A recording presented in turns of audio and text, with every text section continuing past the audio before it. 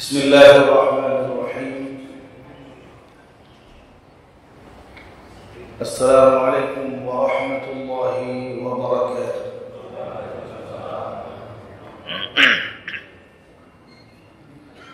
Alhamdulillahi rabbil alamin.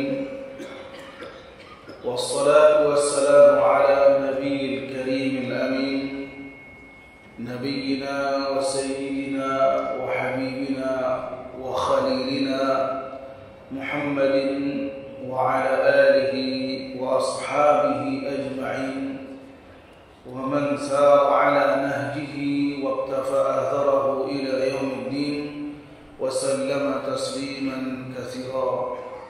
Amma ba'du, faqala Allah subhanahu wa ta'ala: ya ayyuhalladzina amanu ittaqullaha haqqa tuqatih wa la tamutunna illa wa antum muslimun. Thumma amma ba'du. Kaum muslimin dan kaum muslimat, Bapak Ibu sekalian, jemaah Masjid Baitur Rahim yang semoga Allah Subhanahu wa taala yang memiliki nama Ar-Rahman Ar-Rahim dan memiliki sifat yang agung Ar-Rahmah senantiasa merahmati kita semuanya, menerima semua amal kebajikan kita dan menjadikan kita termasuk hamba-hamba yang saleh dan salihat yang kelak akan mendapatkan di surga Allah ampunannya, keridhaannya, dan dari dua hal tersebut membuahkan surga Allah Jalla Firdaus. Amin. Bapak Ibu sekalian, pertemuan kita yang ketiga dari pertemuan membaca sebagian atau memetik faedah-faedah besar dari kisah manusia yang mulia, para sahabat Nabi yang paling mulia setelah Abu Bakar Siddiq radhiyallahu anhu. Itulah sahabat yang mulia Al-Faruq Abu Hafsin Umar bin Khattab radhiyallahu anhu. Jemaah sekalian, kita akan ringkaskan, mungkin ada 5 atau 7 poin dari sejarah yang agung dari sahabat yang agung Umar bin Khattab radhiyallahu anhu. Yang pertama ialah beliau merupakan sahabat yang agung walaupun masuk Islamnya sedikit telat. Artinya apa? Diawali dari tahun pertama ketika Nabi kita berdakwah, ia tersembunyi atau ia dakwatun sirriyatun, diam-diam. Berlanjut 2 tahun Nabi kita berdakwah dengan terang-terangan. Ya, sehingga 5 tahun dakwah telah berlalu, sahabat yang mulia ini Umar bin Khattab belum juga masuk Islam. Disebabkan banyak faktor. Pertama, beliau termasuk anggota DPR MPR. Beliau pembesar dari Bani Adi yang menggantikan bapaknya yang bernama Al-Khattab. Walaupun di usia yang relatif muda, belum sampai usia beliau 30 tahun, dia sudah menjadi anggota DPR di Darun Nadwah. Kemudian beliau selama 5 tahun tersebut selalu memikirkan dan mencerna apa yang telah disampaikan oleh Rasulullah SAW. Bahkan apa yang beliau langsung sendiri lihat dengan mata kepalanya, bagaimana pengikut atau sahabat-sahabat yang telah masuk Islam. Beliau tidak pandang kepada sahabat-sahabat yang statusnya merdeka, apalagi memiliki harta yang kaya. Namun beliau melihat bagaimana keimanan para sahabat yang statusnya hamba sahaya. Keimanan seorang sahabat yang bernama Bilal bin Rabah hidup sebatang kara di kota Makkah. Tatkala mengucapkan asyhadu an la ilaha illallah wa annaka rasulullah sallallahu alaihi wasallam, mulailah dia menancapkan. Mulailah sahabat Bilal dia menampakkan perubahan yang sangat drastis. Dia masih bertugas menjadi pemberi minum, wabil khusus kepada tuannya yang bernama Ubay. Siapa nama tuannya? Umayyah bin Khalaf. Umayyah bin Khalaf. Nah, sahabat Bilal bin Rabah tatkala diketahui oleh tuannya bahwa dia telah mengikuti agama Rasulullah Muhammad bin Abdullah sallallahu alaihi wasallam, disiksa habis-habisan oleh tuannya yang bernama Umayyah bin Khalaf. Umar ibn Khattab menyaksikan langsung bagaimana sahabat-sahabat yang statusnya hamba sahaya disiksa oleh Umayyah bin Khalaf, Abu Jahal dan yang lain-lain. Lihatlah sahabat yang lain yang bernama Abdullah bin Mas'ud radhiyallahu anhu. Tatkala dicaci maki oleh Abu Jahal, bagaimana satu hari di sebuah gang yang sempit dipecut dan dicaci maki oleh Abu Jahal, bahkan dipukulin sampai dia jatuh. Dari kejauhan Umar bin Khattab radhiyallahu anhu melihat tindakan dari Abu Jahal. Dia sempat menggelengkan kepalanya. Secara akal yang sehat, masuk akalkah seorang pembesar berkelahi dengan seorang hamba sahaya? Ini yang membuat sahabat Umar bin Khattab mulai dia berpikir. Kezaliman, penindasan, bicara yang asal-asalan, bahkan terkesan menyakitkan, merendahkan, selalu dia lihat dan dia dengar langsung dari Abu Jahal. Ketika berlalulah Abu Jahal dengan caci makian plus ancaman, sahabat Ibn Mas'ud yang masih berdarah di bagian pelipisnya, sakitnya di bagian pundaknya,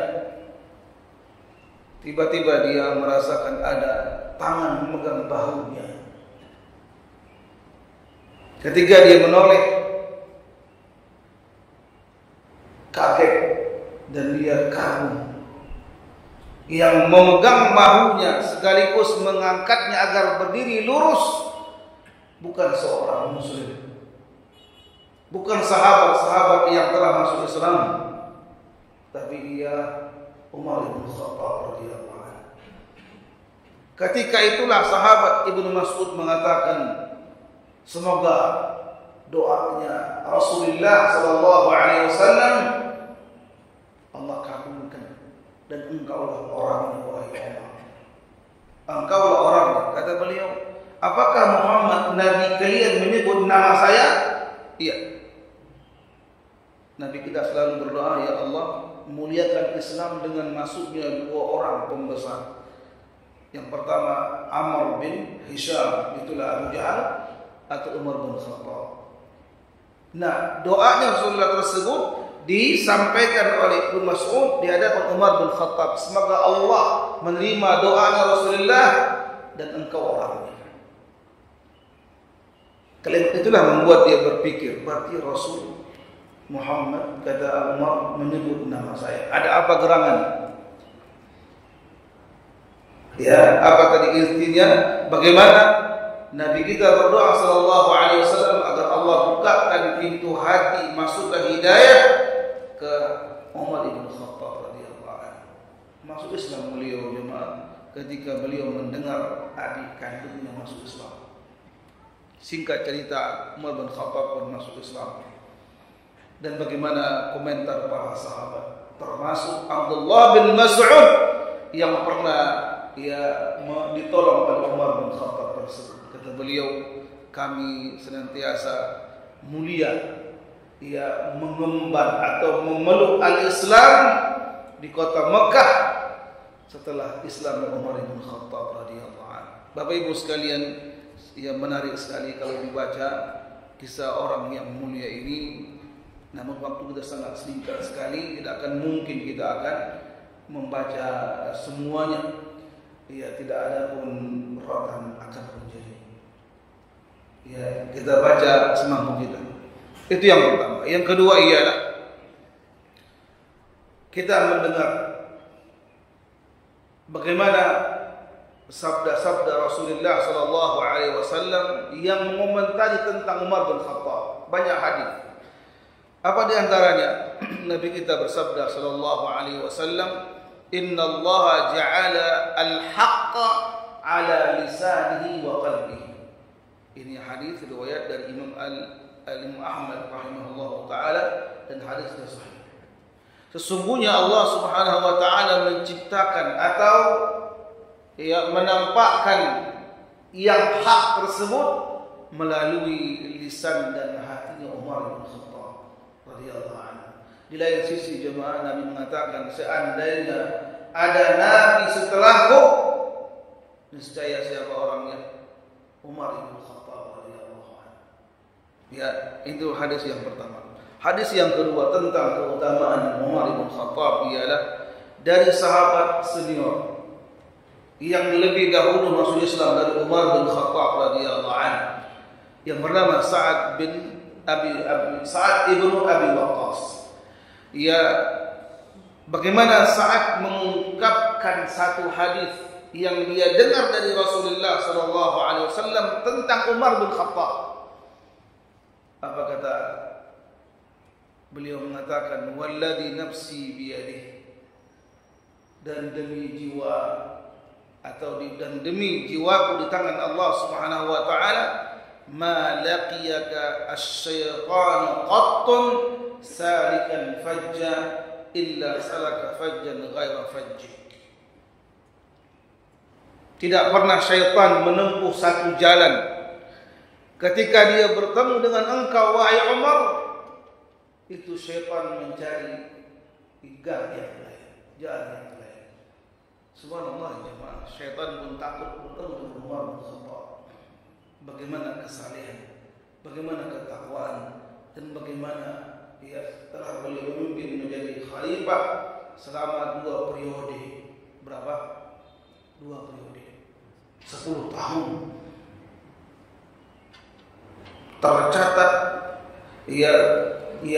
pemerintahan yang terbaik setelah Abu Bakar Siddiq radhiyallahu anhu selama 2 tahun 2 bulan.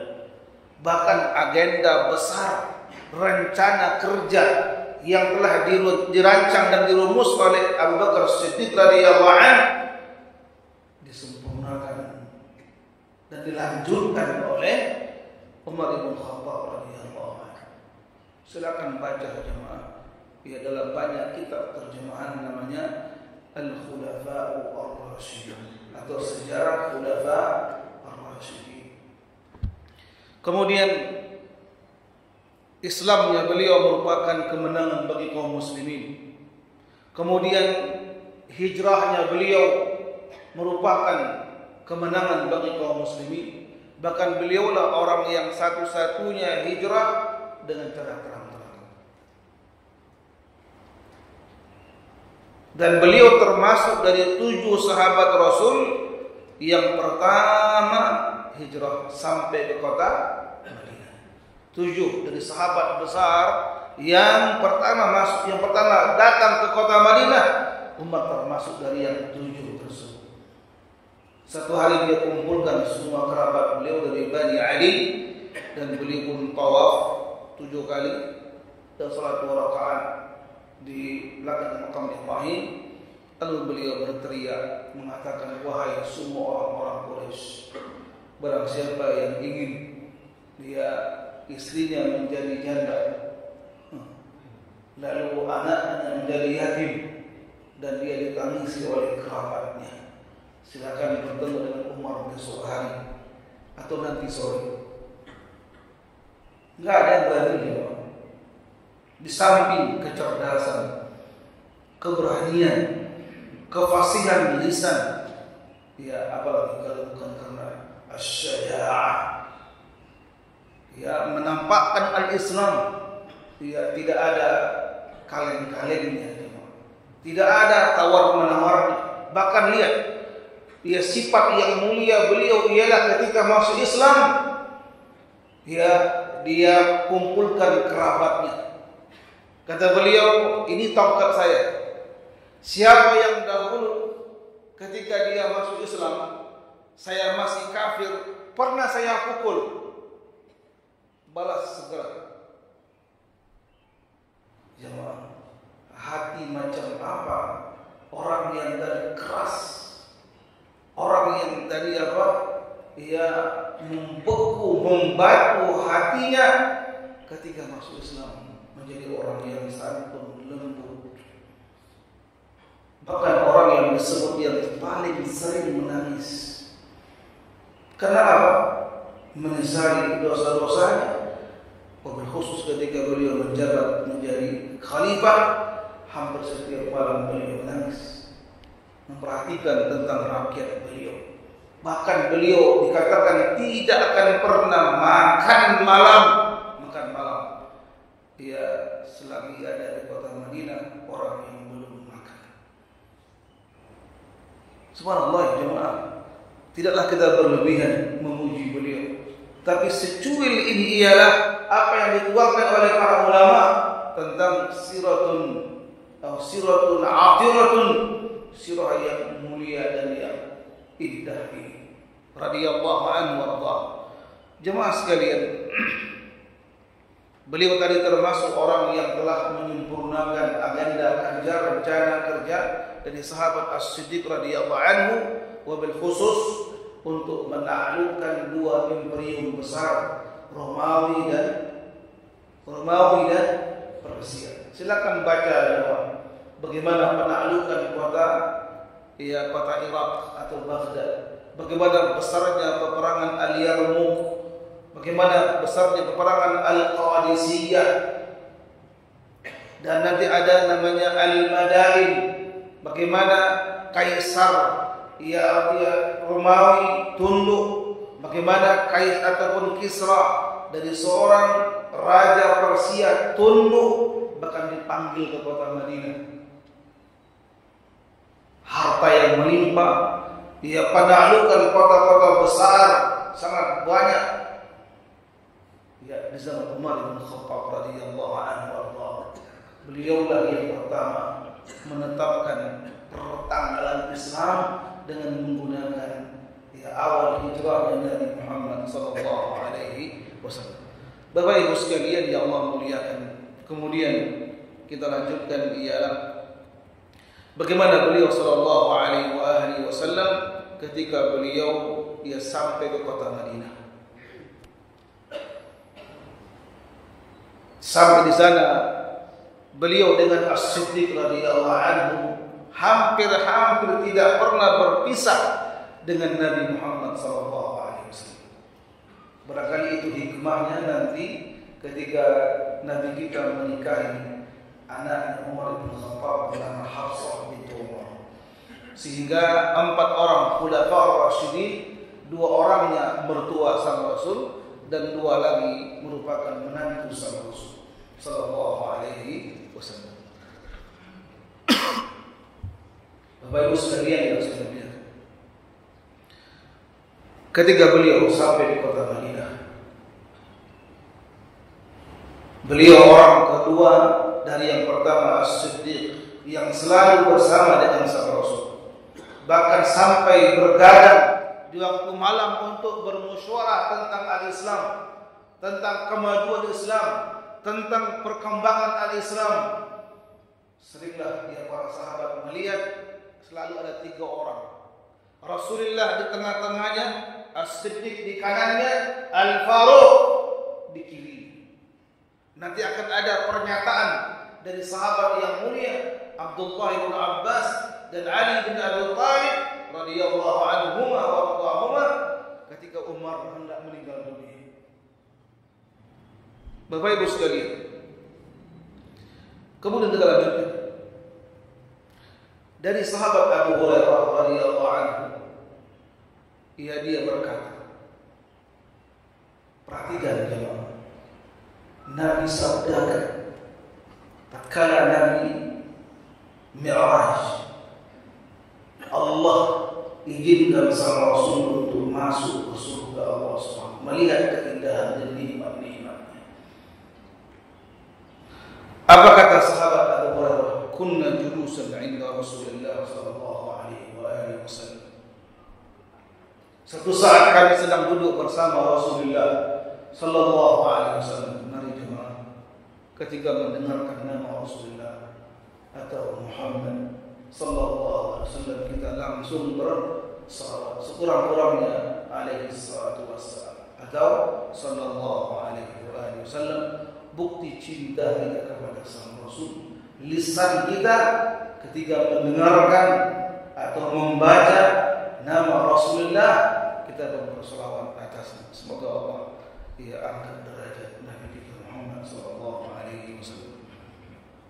Bapak Ibu sekalian, apa yang dipaparkan oleh sahabat Abu Hurairah? Kata beliau, satu saat kami duduk bersama sama Rasul sallallahu alaihi wasallam, Nabi bersabda, "Baina ana naimun ra'aituni fil jannah fa idza ana bimra'atin tatawadda'u ila janibi qasrin faqult liman hadha al-qasr faqalat li Umar fadhakartu ghiratahu fawallaytu mudbira qala Abu Hurairah fabaka Umar ibn al-Khattab faqala a'alayka bi abi wa ummi ya Rasulullah aghar." Rawahul Bukhari Muslim. Ini tentang keutamaan Umar bin Khattab. Kata Nabi, ketika saya bermimpi, mohon maaf tadi bukan di ketika Mi'raj, saya mohon maaf, astagfirullah, keliru. Ketika saya bermimpi, saya melihat dalam surga Allah ada seorang perempuan yang sedang berwudu. Lalu saya bertanya, kata sang Rasul, wahai sang ibu, milik siapa istana yang megah ini? Kata sang ibu mengatakan, ini istana milik Umar bin Khattab. Jemaah, hadisnya sahih. Jadi sangat batil dan hina orang-orang yang telah mencela Umar bin Khattab. Karena ada sekelompok manusia yang telah mencaci maki bahkan mengkafirkan Umar bin Khattab radhiyallahu anhu. Apa kita tolak hadis yang sahih ini, jemaah?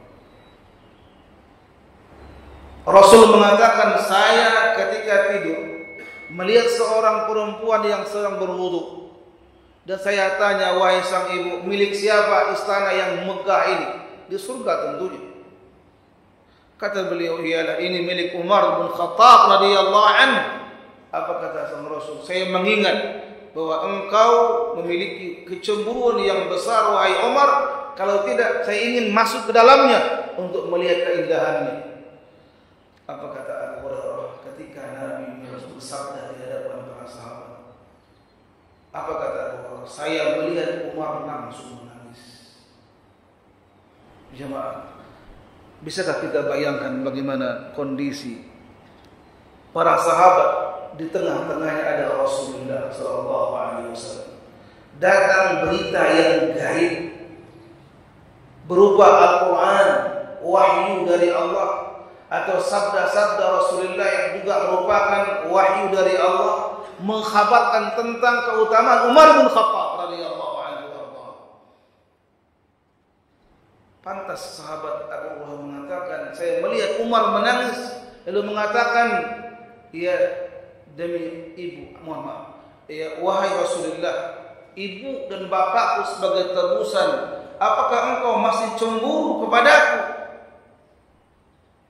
Artinya apa? Lihatlah satu istana yang besar yang Nabi kabarkan milik Umar bin Khattab. Kemudian Bapak Ibu sekalian, begitu banyak hadis-hadis yang menjelaskan tentang keutamaan beliau. Silakan dibuka di kitab Sahihul Bukhari, namanya ialah Manaqibu Umar bin Khattab. Bukan manaqiban, bukan. Manaqib. Itu apa? Keutamaan-keutamaan beliau Umar bin Khattab radhiyallahu anhu. Kemudian yang keempat ialah Umar bin Khattab disebut dengan rajulan mulhaman. Di antara sahabat-sahabat Nabi yang mulia sallallahu alaihi wasallam yang Allah berikan kecerdasan dan mata batin yang tajam, ya, disebut dengan mulhaman atau mulham. Allah berikan ilham. Dari tutur lisannya tersebut, ya, turunlah 3 ayat. Lihat jemaah. Dari 3 ayat tersebut, ya, yang pertama ialah ketika beliau, ya, berkata, wafaqtu rabbi fi thalath. Ungkapan saya, harapan saya, Allah setujui. Karena itu kan masih zaman-zaman turunnya wahyu kepada Rasulullah sallallahu alaihi wasallam. Yang pertama, ketika beliau meminta kepada sang Rasul, ya Rasulullah sallallahu alaihi wasallam, law ittakhadna min maqam Ibrahim musalla. Wahai sang Rasul, seandainya kita menjadikan, ya, di belakang makam Ibrahim tempat kita sholat sunnah. Sunnah apa? Jemaah, sunnah apa? Sunnah setelah habis tawaf, lalu kita dianjurkan untuk mengerjakan 2 rakaat setentang dengan makam Ibrahim.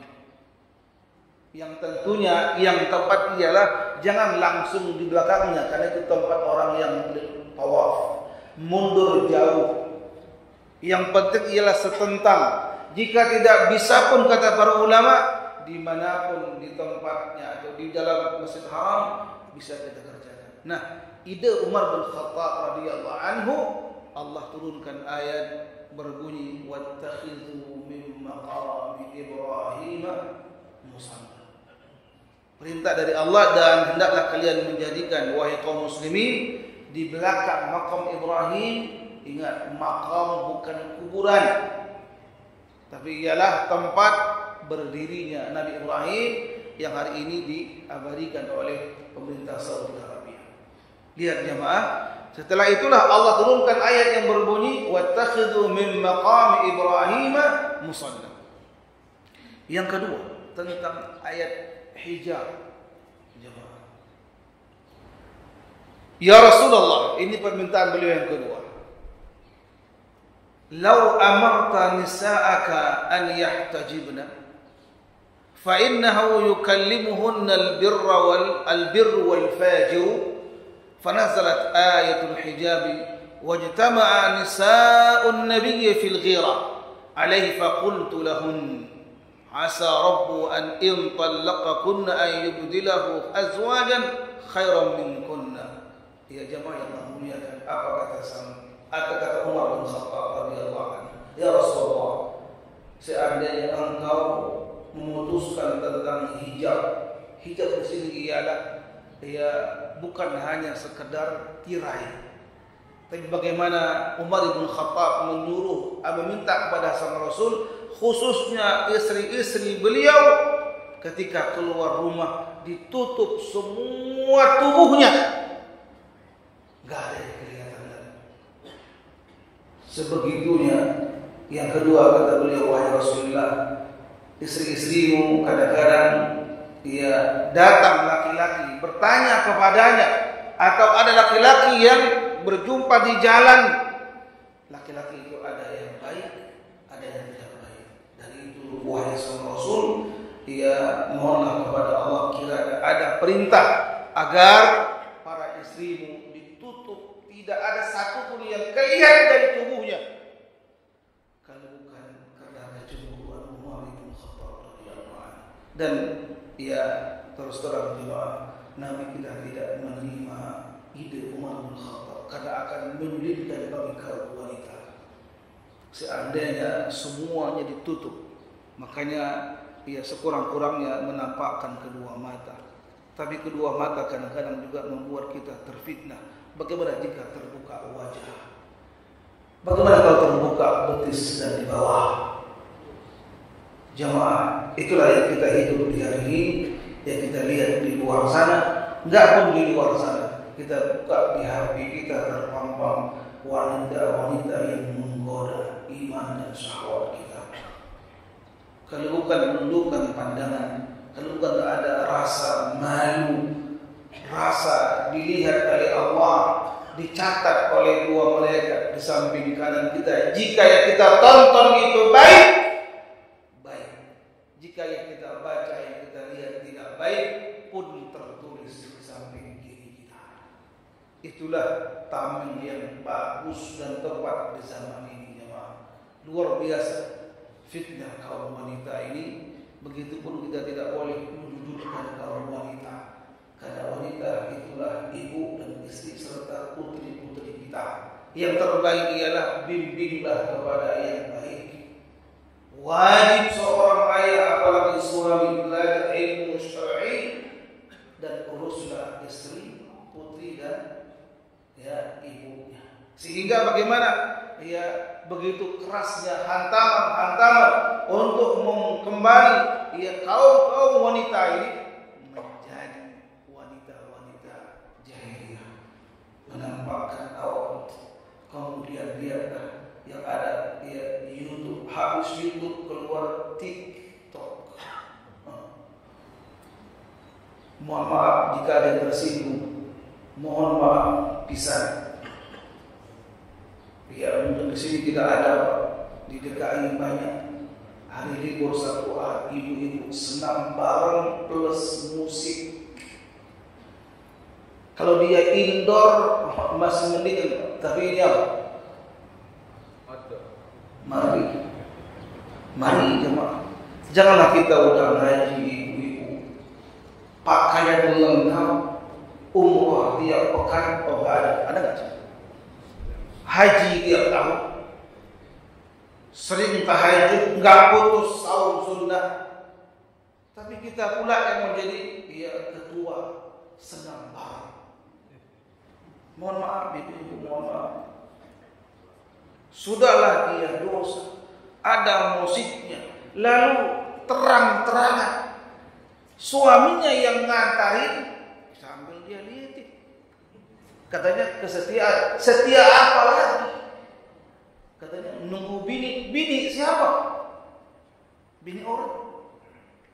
Mari jemaah, mohon dijaga. Mohon dijaga. Kalau mau senang di rumah aja.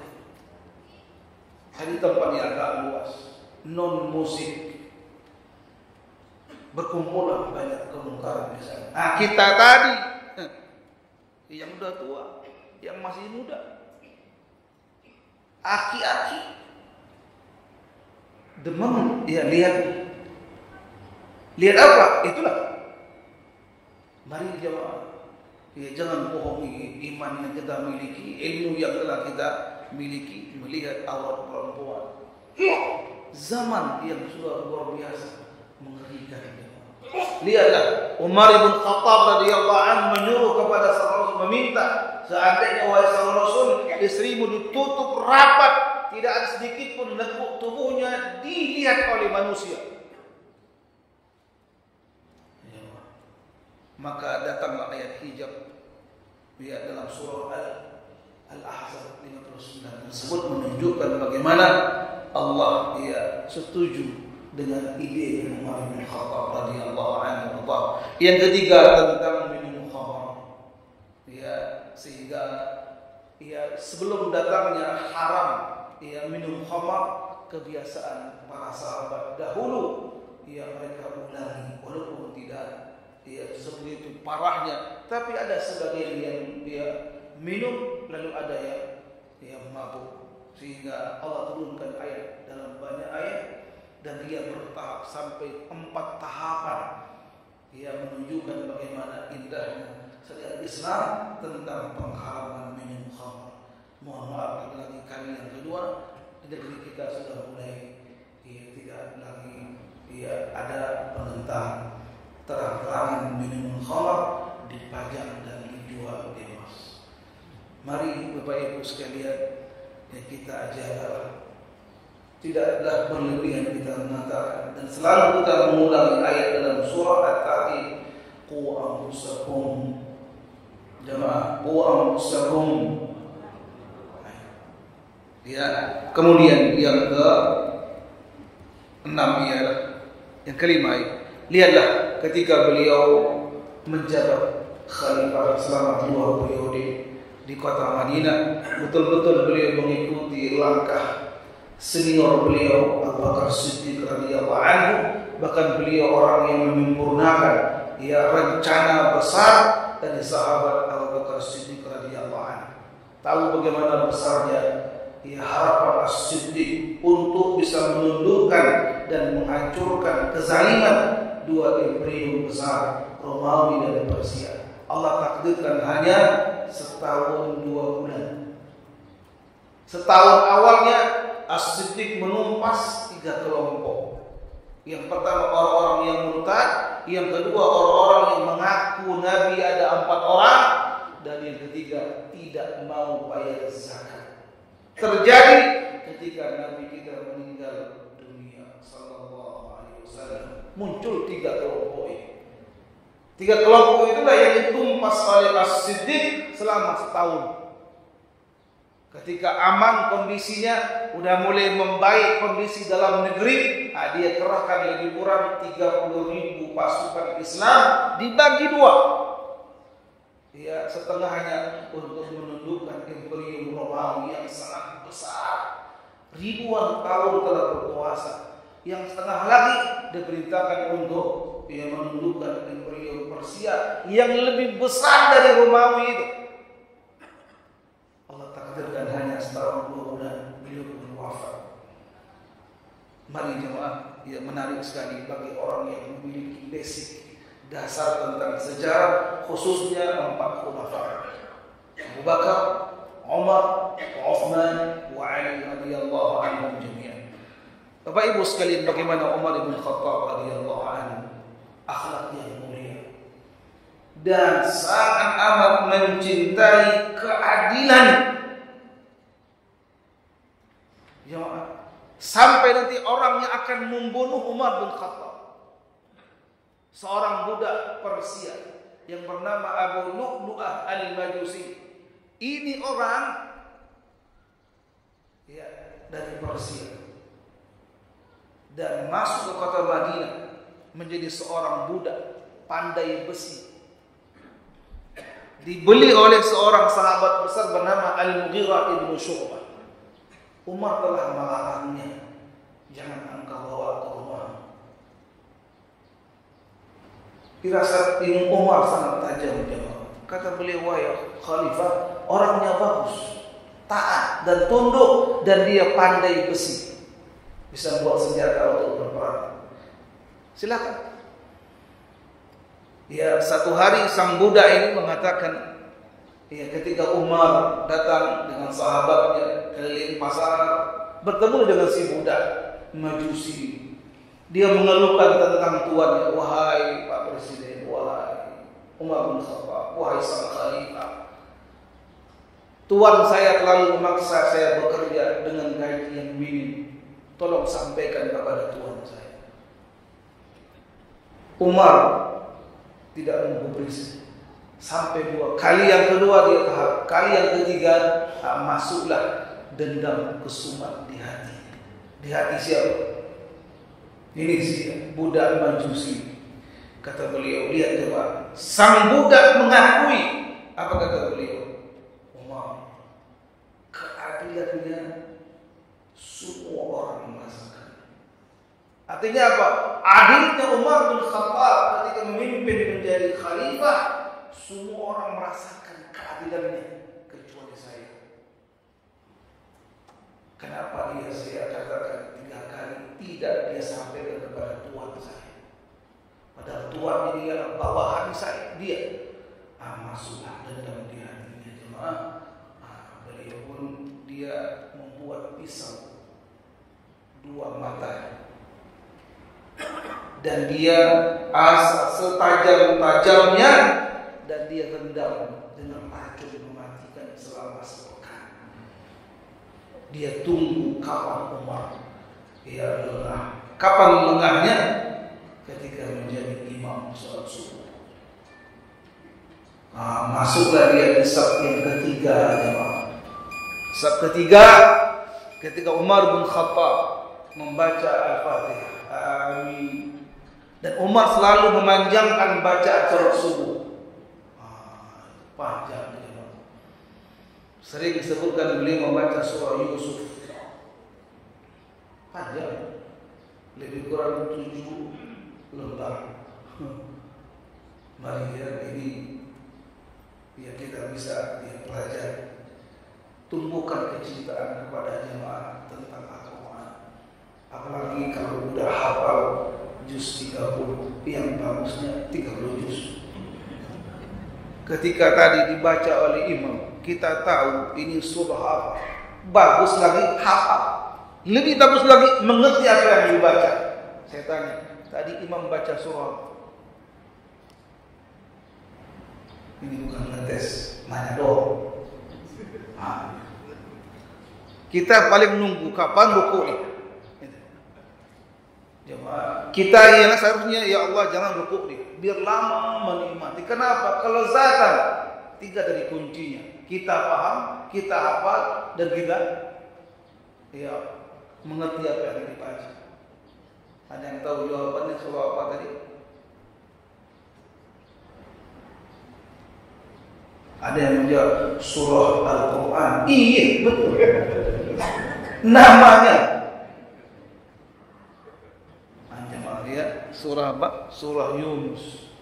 Bahkan ada persaksian Fir'aun yang sudah kelelep dan napas ruhnya sampai tenggorokan. Lalu ngomong nih, ya Allah, aku beriman kepada apa yang diimani oleh Bani Israel.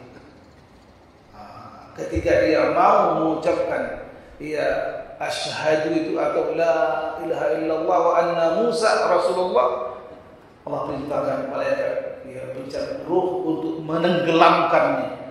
Gak sempat, tapi sempat terjadi dialog. Allah katakan, sekarang ente mau beriman, kemana aja? Berapa tahunkah Nabi Musa berdakwah, bahkan didampingi oleh kakaknya Harun alaihi wassalatu wassalam untuk mendakwahi Fir'aun dan kaumnya. Diperkirakan jemaah lebih daripada 20 tahun. Mari terakhir ialah Umar bin Khattab radhiyallahu anhu ketika kali yang kedua sampai kali yang ketiga terlontarlah dari mulut si budak tersebut, kata beliau, saya akan buat satu pisau yang tajam dan saya akan membunuh engkau wahai Umar.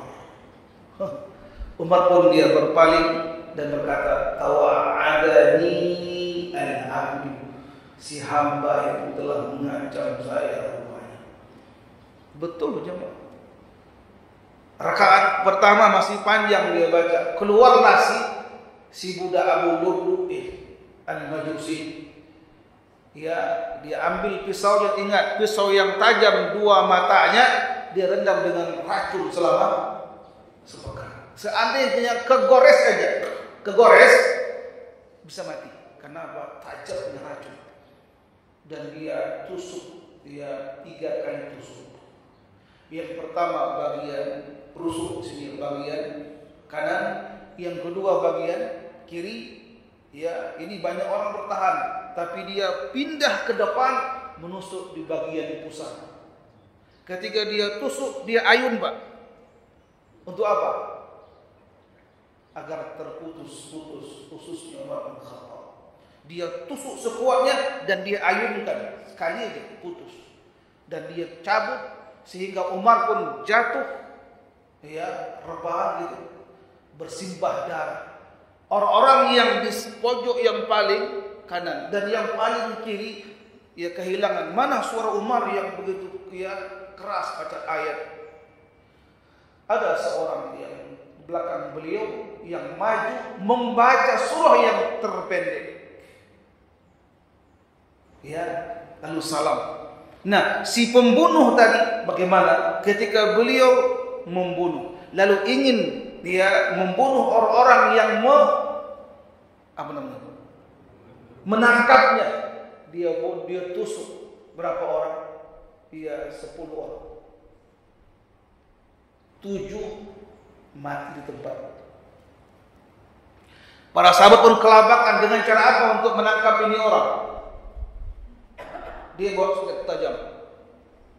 Ada salah seorang sahabat yang menggunakan mi'taf, mantel yang tebal. Sudah, itu yang dia dibuka, dilemparin, dipeluk kuat. Dia pun kelabakan, gak bisa bergerak. Akhirnya dia tusuk dirinya sekuat-kuatnya, dan dia tahan jamaah, mati. Misi dia berhasil membunuh siapa? Termasuk kuat fisik Umar bin Khattab, masih bertahan 3 hari. Bersimbah darah jamaah di pagi yang berdarah itu, dibopong alias diangkat dari rumah. Gak jauh dari masjid. Ketika beliau pun sadar, dia panggil dia Abdullah bin Abbas. Ini anak kecil tapi dia udah mulai dia kuliah, tapi sangat dekat sama Umar bin Khattab. Dan Umar mencintai karena kecerdasan Ibnu Abbas. Kata beliau, Abdullah, na'am wahai mu'min, man qatalani? Siapa yang telah menusuk saya? Kata beliau, budak Al-Mughirah bin Syu'bah. Al-Abd, si budak itu, ya, lihat. Apa kata Umar? Alhamdulillah. Memuji Allah. Kenapa? Yang membunuh saya, orang yang belum pernah sekalipun sujud di hadapan Allah. Berarti apa? Kafir, musyrik. Bukan seorang mukmin. Kalau mukmin ada dendam kepada saya, ada yang tidak beres ketika saya menjadi khalifah, tapi ini seorang hamba dan dendamnya yang luar biasa. Kenapa dendam jemaah? Dia satu embrio besar bersiap, runtuh dan tekuk lutut di hadapan Umar bin Khattab. Alangkah besarnya dendam mereka.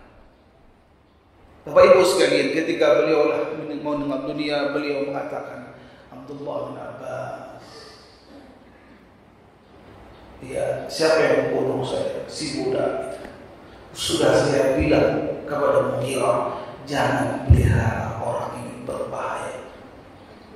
Tapi lagi-lagi Mughirah, dia mengakui kesalahan. Hari yang kedua dipanggillah dokter, diberikan minum madu. Ketika minum madu, langsung keluar bercampur darah di bagian yang luka. Kata dokter, wahai sang khalifah, berwasiatlah engkau gak lama lagi. Betul, saya akan mati. Gak akan bertahan. Kenapa? Ususnya putus. Jamaah yang memuliakan, belum lagi racun yang sudah menjalar ke tubuhnya. Di hari terakhir, hari ketiga beliau panggil anaknya, siapa? Abdullah bin Umar. Abdullah, ya wahai sang khalifah, ya wahai Amirul Mukminin. Kata beliau, jangan panggil bapak lagi, karena satu. Bapak telah wafat, panggil Umar saja. Sampaikan kepada Ummul Mukminin Aisyah, mohon kiranya jasad abahmu dimakamkan di samping seorang sahabatnya. Ini kamar Aisyah radhiyallahu anha. Di sini ada Rasulullah. Di sini ada, tinggal atuk lagi. Harapan Ummul Mukminin tempat saya nanti. Ya, kenapa? Di samping kanan saya bapak saya yang paling awal suami saya yang tercinta, Rasulullah sallallahu alaihi. Tapi yang datang meminta anak khalifah, yang meminta adalah sang khalifah. Apa kata Aisyah? Silakan wahai Abdullah, makamkan sang khalifah di samping dua sahabatnya. Apa terjadi ketika pulang? Wahai bapak, Ummul Mukminin telah mengizinkan. Senang banget. Datanglah orang-orang mengatakan, wahai khalifah, berikan wasiat dan lantiklah siapa yang engkau inginkan, atau lantik anakmu langsung. Abdullah bin Umar, orang yang faqih, berilmu.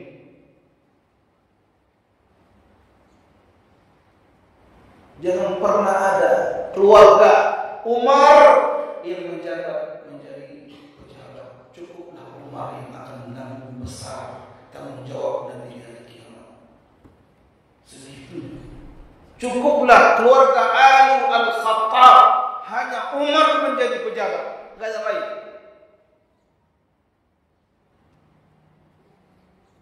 Kata beliau, ya saya tinggalkan ada 9 orang sahabat besar, tapi udah ada yang meninggal dunia, termasuk Abu Ubaidah bin Jarrah meninggal, ada penyakit COVID. Namanya wabah amwas, seperti apa kolera yang parah. COVID lah, biar gampang aja. Di mana? Di Palestina. Meninggal dunia.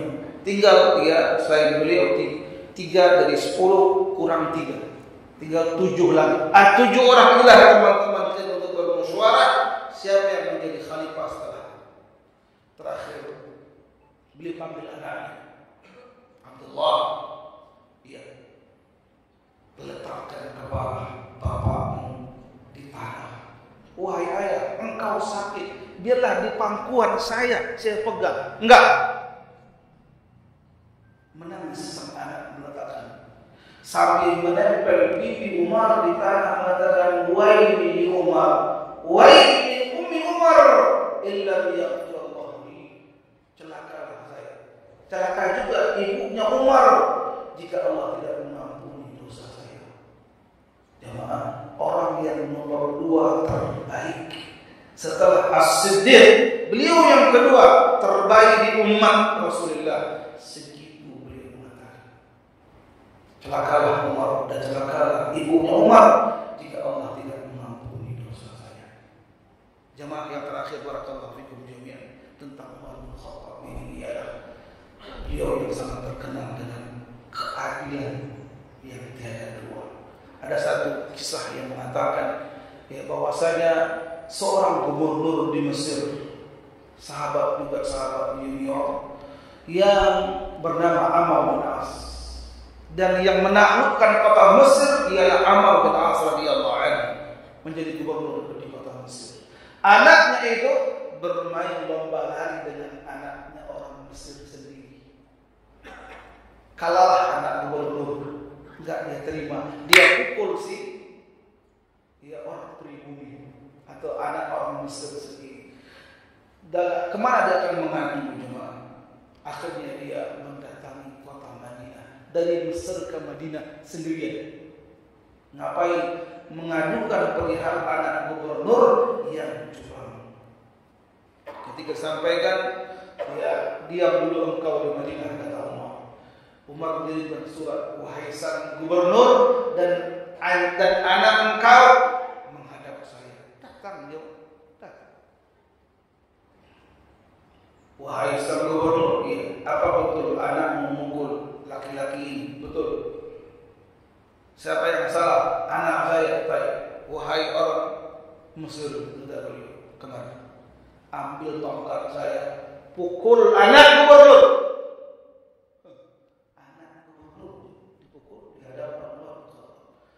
Dipukul sekali, 2 kali, 3 kali. Cukup kata si Mesir. Indah. Berapa kali dia dipukul? Sempurna.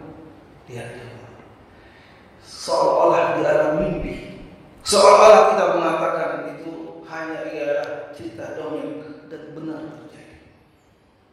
Ada pun kisah tentang satu bidang tanah atau rumah milik orang Yahudi yang ingin mengadakan perluasan istana. Allah alam tentang kesalahannya. Allah alam, silakan menuju kembali. Namun peristiwa ini, hadis dan kisahnya benar. Bagaimana Umar bin Khattab meletakkan keadilan yang tak ada bandingnya. Setelah wafatnya As-Siddiq, betul-betul dia menerapkan bagaimana As-Siddiq memimpin dan bagaimana ilmu, pengalaman dia bersama dua orang besar ini dia terapkan menjadi pemimpin besar. Setelah 10 tahun 2 bulan cukuplah dua imperium besar Romawi dan bersedia tunduk dan bertekuk lutut di hadapan Umar bin Khattab. Dan nanti jemaah, ketika para sahabat tersebut berkumpul, bagaimana mereka melantik Utsman bin Affan, Utsman radhiyallahu anhu melanjutkan. Bagaimana besarnya, kita akan tunggu kembali pertemuan selanjutnya tentang sahabat yang ketiga ini, Abdullah atau Abu Abdullah Abu Amr Dzun-Nurain Utsman bin Affan radhiyallahu anhu, menantu Nabi, satu-satunya manusia yang menikahi 2 putri Rasul. Satu-satunya manusia di alam semesta ini yang menikahi 2 putri Rasul. Bukan sekaligus, bukan. Ketika wafat Ummu Kulthum, dan Nabi memanggil Utsman untuk menikahi adiknya yang bernama Ruqayyah. Mari jemaah, semoga ini ada manfaatnya dari kehidupan Umar bin Khattab, bahwasanya orang yang pada awalnya menentang, memusuhi, bahkan menyiksa sebagian sahabat-sahabat yang masuk Islam, tapi beliau memiliki akal yang cerdas. Dia memiliki hati nurani. Dia memiliki kecerdasan yang luar biasa, berpikir selama 5 tahun di kota Mekah. Ada apa gerangan? Apa yang masuk ke hati sahabat Bilal, Ibnu Mas'ud, dan yang lainnya? Mereka para sahabat disiksa oleh Tuhan mereka, enggak bergeming, enggak bergerak, bahkan semakin kuat keimanan. Apa yang masuk ke hati mereka? Sudah, kalau orang-orang yang merdeka masuk Islam wajar. Tapi ini seorang hamba sahaya, apa yang diharapkan dari dakwahnya Muhammad kalau bukan al-jannah? Berpikirlah orang, mari jemaah, setelah dia 5 tahun berlalu al-Islam, masuk Islam. Yang menarik lagi ialah bagaimana beliau mengejar ketinggalan dan ketinggalan tersebut, dan semua sahabat Rasul mampu dia kalahkan secara keilmuan dan kualitas ilmu dan amal.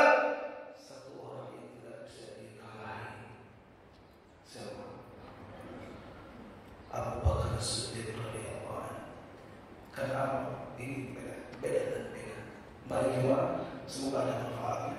Dan waktu telah berlalu lebih kurang 10 menit. Mohon maaf Pak Ketua. Ini kita terakhir. Semoga ada kesempatan kita akan mempelajari sahabat yang ketiga, maksudnya dari Khulafaur Rasyidin, Abu Bakar, Umar, Utsman, dan Ali. Kita akan kembali bertemu insyaallah di waktu yang sama, di jam yang sama, untuk menguak ataupun mengambil petikan-petikan hikmah yang besar dari sahabat Dzun-Nurain Utsman bin Affan radhiyallahu anhu wa barakallahu fikum jami'an. Semoga ada manfaatnya dan diberikan keberkahan bagi kita semuanya, dan bisa mengambil sebagian secuil pada penting kisah-kisah yang menarik dari Umar bin Khattab radhiyallahu anhu. Dan saya mohon maaf jika ada kalimat yang tidak baik. Dan saya berharap dari apa yang disampaikan ini ada manfaatnya dan mampu kita jadikan perbandingan dan menjadi ilmu serta pelita untuk kita hidup di masa datang. Semoga ada manfaatnya, dan kita berdoa kepada Allah semoga Allah mengampuni semua dosa-dosa kita, menutup semua aib-aib kita, dan kita diberikan usia yang panjang dalam ketaatan, rezeki yang luas penuh dengan keberkahan. Kita mohon kepada Allah diberikan anak-anak yang saleh dan salihah, istri yang salihah, dan kita diberikan keistiqamah di atas Islam dan sunnah Rasulullah sallallahu alaihi wasallam. Dari akhir hayat nanti kita mohon kepada Allah agar mampu kita ini mengucapkan kalimat la ilaha illallah Muhammadun Rasulullah sallallahu alaihi wasallam. Allah wafatkan kita semuanya di atas kalimat yang suci dalam bentuk husnul khatimah. Amin ya rabbal alamin. Barakallahu fikum jami'an wa jazakumullahu khairan. Kita akhiri dengan doa kafaratul majlis. Subhanallahumma wa bihamdika asyhadu an la ilaha illa anta astaghfiruka wa atubu ilaik. Wassalamu alaikum